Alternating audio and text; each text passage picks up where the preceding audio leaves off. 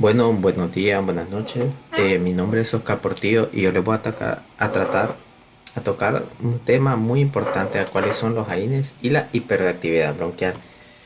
Empezando con esto, vamos a tocar primeramente la definición de este en términos aún mucho más formal y más sencillo, pero además de esto vamos a tocar la fisiopatología, las manifestaciones clínicas, el diagnóstico y el tratamiento. Pero ahora bien, esta la definimos como una enfermedad respiratoria exacerbada por AINE.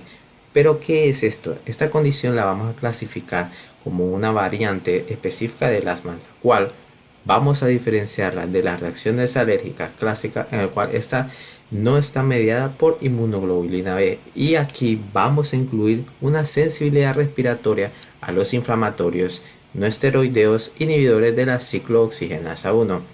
Esta se va a presentar desde la infancia eh, tardía hasta la edad adulta, con una edad media de inicio de los 34 años de edad.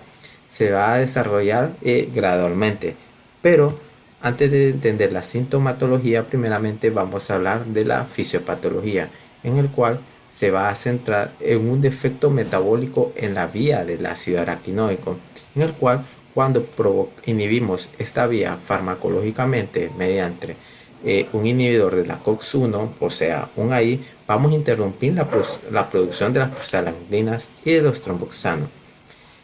Aquí en estos pacientes que son susceptibles a esta enfermedad va a ocurrir en un desvío masivo o por así decirlo en un shunting, en el cual este metabolismo del ácido araquinoico se va a desviar hacia la 5-lipoxigenasa. ¿Qué resultado vamos a tener aquí? Viendo bien, eh, estos pacientes cuando bloqueamos la vía de la COX-1, prácticamente vamos a resultar de este desvío en una sobreproducción de leucotrienos cisteínicos, cual tenemos aquí, y los leucotrienos C4. Estos mediadores son responsables en la mayoría de los síntomas de la exacerbación, en el cual van a actuar como potentes broncoconstrictores y van a promover edema de la mucosa, hipersecreción de moco e inflamación tisular. Además tenemos que saber algo, que la PG2 en este caso ejerce, por así decirlo, un efecto protector en el cual este atenúa la inflamación y los síntomas en los pacientes que sufren de asma. Estos pacientes, cuando inhibimos la COX-1, prácticamente reducimos la síntesis de la prostaglandina E2, lo cual prácticamente le quitamos, por así decirlo, aquí le quitamos, al inhibirlo le vamos a quitar el freno en el cual todo este shunting va a derivar hacia la 5-lipoxigenasa, en el cual esta se va a activar sin ningún tipo de restricción y va a desatar la cascada de producción de cisteínil-leucotrienos y va a darnos los síntomas exacerbadores. Además, estos pacientes presentan por un nivel mucho más alto de prostaglandina PGD2, que es otro mediador lipídico inflamatorio, en el cual estos aumentan mucho más luego de ingerir una aspirina, en el cual va a ser un potente quimiotáctico de eosinófilos, basófilos y células inflamatorias mediadas por linfocitos TH2, prácticamente exacerbando aún más los síntomas y provocando una cascada en el cual el exceso de los cotrienos, además impulsado por la deficiencia de prostaglandina 2, no solo va a causar una broncoconstricción, sino que también va a activar a los mastocitos y va a exacerbar aún más un círculo vicioso la producción de citoquinas proinflamatorias. Además van a estar expuestos la IL-33 y la linfopoyetina, el estroma tímico, que estos, los que, pocas palabras, lo que nos van a hacer, van a exacerbar aún mucho más la sintomatología. Y ahora, hablando de manifestaciones clínicas, vamos a hablar que esta enfermedad, como lo había dicho anteriormente, lo vamos a presentar en la infancia tardía alrededor de los 30 años de edad, y esta se va a ir desarrollando gradualmente, en el cual vamos a tener como primeros síntomas acompañantes la congestión nasal y la rinorrea. Además de esto, esta puede aparecer con mayor probabilidad en aquellos que están expuestos a desencadenantes. Desencadenantes como el humo del tabaco, son fumadores o en sus trabajos están expuestos a contaminantes como el humo u otros tipos o el polvo. En las manifestaciones clínicas vamos a tener la famosa triada de Samter. La triada de Samter va a consistir en una asma bronquial ya diagnosticada. Además de estos pacientes presentan muy frecuentemente rinosinusitis crónica con poliposis nasal y presentan reacciones de hipersensibilidad, principalmente broncoespasmo tras la ingesta de una aspirina o AIN. Y además, cuando estos pacientes toman un AIN van a presentar otros síntomas como son tos, sibilancias, disnea, dolor retroesternal, rinorrea, edema periorbitario e hiperemia conjuntival.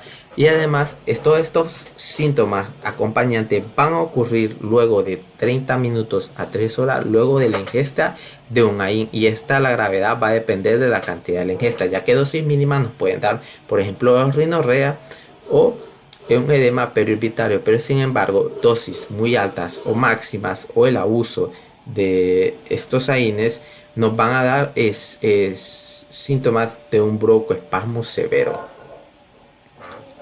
Ahora bien, ¿cómo vamos a hacer el diagnóstico? El diagnóstico va a ser claro.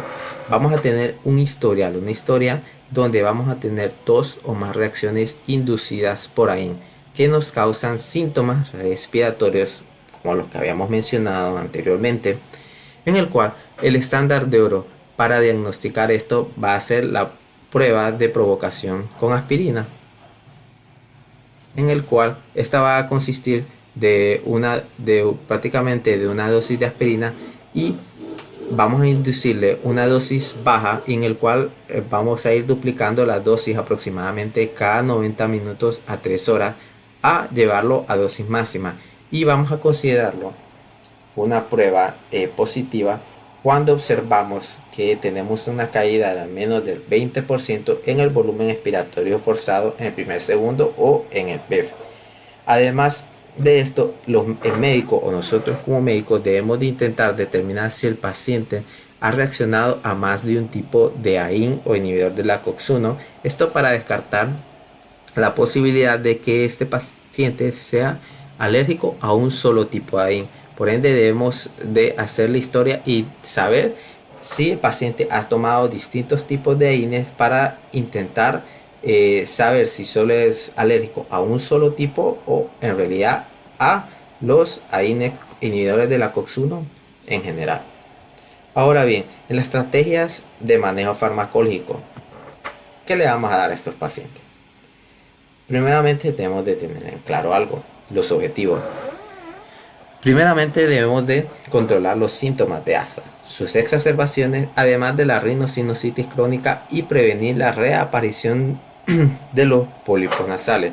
Prácticamente en los componentes de nuestra terapia vamos a tener 3 componentes, los cuales podemos, por así decirlo, tomar en cuenta. Uno es evitar el uso de AINes, los agentes modificadores de leucotrienos, terapia biológica y también la terapia de sensibilización a la aspirina, lo cual no tenemos aquí, pero voy a mencionar un poquito más adelante. Ahora bien, los alternativos AIN. Sí, estos pacientes tienen una reacción de hipersensibilidad, no pueden tomar COX-1, pero cuando tienen dolor, ¿qué les podemos dar? Podemos darle una alternativa seguro, lo cual es, primeramente, podemos contar con el acetaminofén. Con el acetaminofén debemos de tener algo claro. Esta es la que utilizamos en primera línea con este tipo de pacientes, pero no debemos utilizarlos en dosis la más mínima posible. Generalmente utilizamos una dosis única de 500 a 650 mg y diariamente las recomendaciones de la FDA nos dicen que no debemos de pasarnos de las 3000 miligramos al día, en el cual por ejemplo ellos recomiendan que incluso si como una dosis terapéutica máxima podemos utilizar 4000 mg o 4 gramos, ya que generalmente este tipo de máximo diario se considera seguro, ya que si nos pasamos de estos valores podemos implicar una reacción inflamatoria. Ahora tenemos los inhibidores de los cócteles selectivos. Bueno, hay que tener en cuenta algo. Son inhibidores que prefieren la COX-2, pero esto no significa que no puedan unirse a los receptores de la COX-1. Sin embargo, los ensayos han resultado prometedores y podemos utilizar dosis terapéuticas estándar. Estos tienen bajo riesgo de reacción y esta es una alternativa mucho más potente que la acetaminofén para la terapia del dolor o la inflamación con un bajo riesgo de reacciones respiratorias. Ahora tenemos los inhibidores de leucotrieno. Los inhibidores de leucotrieno, estos son antagonistas de los receptores de leucotrieno y son inhibidores de la 5-lipooxigenasa, en el cual son muy útiles en los tratamientos de pacientes con enfermedad respiratoria exacerbada por la aspirina o AINES, ya que estos disminuyen la producción de cisteínil-leucotrieno, en el cual bloquean los efectos de este, ayudando a mitigar la inflamación crónica y la sintomatología. Entre los dos más comunes son el Zafirlukaz y el Montelukaz. Ahora, la desensibilización con terapia de aspirina. Esta es una estrategia terapéutica que principalmente lo que buscamos es inducir y mantener la tolerancia farmacológica a los AINES, en el cual el objetivo principal no es solo permitir una toma segura de los analgésicos, sino modificar el curso natural de la enfermedad. Esta está indicado en unos escenarios clínicos principales, en los cuales son la enfermedad respiratoria refractaria y la necesidad cardiovascular. Empezando, debemos de tomar en cuenta principalmente la necesidad cardiovascular, que como sabemos estos pacientes que pueden presentar enfermedad respiratoria exacerbada por AINES y también síndrome coronario alguno o alguna enfermedad arterial coronaria, en el cual necesitamos, por así decirlo, la aspirina como una alternativa, no como una alternativa, sino ocupamos una necesidad de prevenir las complicaciones isquémicas, y por el cual se utiliza la desensibilización como paso vital, en el cual consiste prácticamente como la prueba de estándar de oro que hablamos como diagnóstico, utilizar dosis mínimas del medicamento, en este caso aspirina. Y tenemos la terapia biológica, que la terapia biológica va a consistir prácticamente en los bloqueadores de interleucina, principalmente la IL-5, la IL-4 y la IL-13. El objetivo de ellas es que estas actúan bloqueando selectivamente las citoquinas centrales, IL-4, IL-5 y IL-13, que perpetúan la cascada inflamatoria. Como sabemos, esta enfermedad es impulsada por la inflamación de tipo de los linfocitos Th2 y eosinófilos, en el cual esta es la estrategia mucho más avanzada para el asma grave. Entonces utilizamos la mepolizumab, que prácticamente es un IL-5 que lo que hace es neutralizar esta interleucina, que es fundamental para la activación y la quimiotaxia de los eosinófilos. Entonces, cuando los depletamos completamente, reducimos la tasa de exacerbaciones que estos pacientes presentan, mejorando los valores del BEF1 y además la calidad de vida.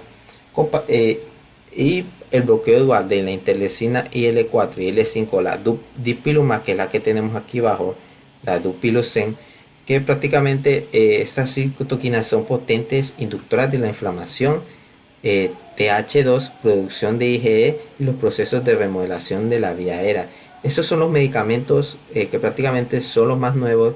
Esta terapia tiene ensayos prometedores, pero prácticamente ha demostrado una eficacia notable en el fenotipo de estos pacientes con enfermedad respiratoria exacerbada por AINES. Y sin nada más que agregar, aquí concluye mi participación.